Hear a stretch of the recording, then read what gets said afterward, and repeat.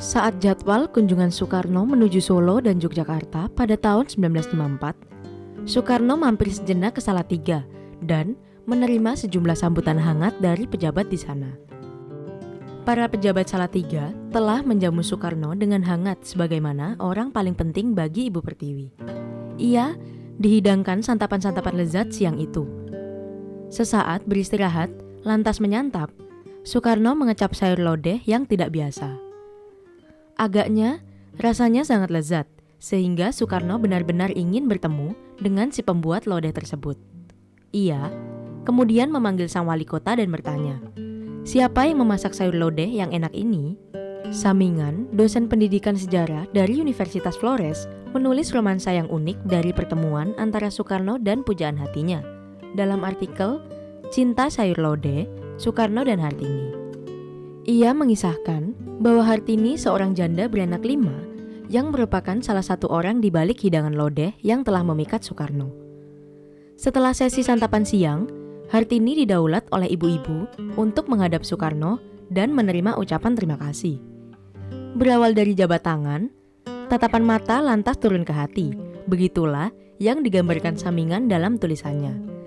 Seraya menjabat erat tangan Hartini, Soekarno bertanya tentang rumahnya, anaknya, dan kehidupan rumah tangganya.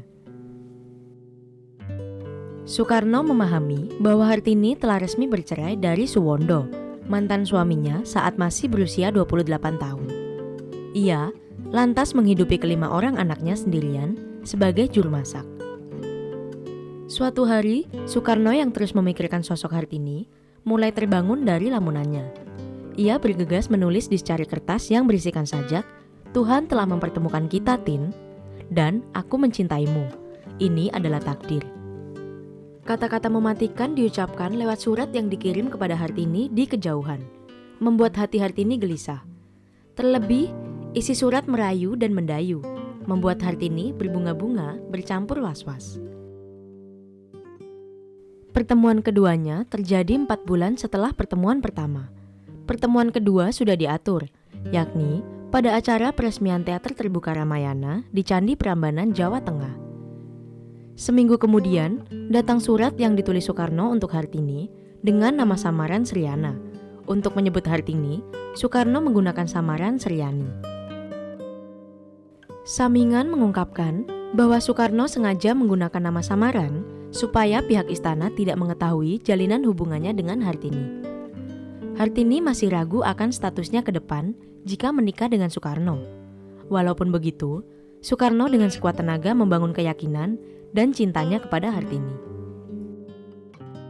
Sesudah menjalin hubungan selama 1 tahun, Hartini memutuskan menerima pinangan Soekarno dengan syarat Ibu Fatmawati tetap menjadi First Lady dan menjadikannya istri kedua. Akhirnya, jalinan kisah cintanya berujung pada sebuah momen peminangan. Menanggapi pinangan Soekarno, Hartini belum bisa memutuskan secara cepat. Terlebih, Hartini tahu betul bahwa Soekarno masih memiliki Fatmawati sebagai First Lady.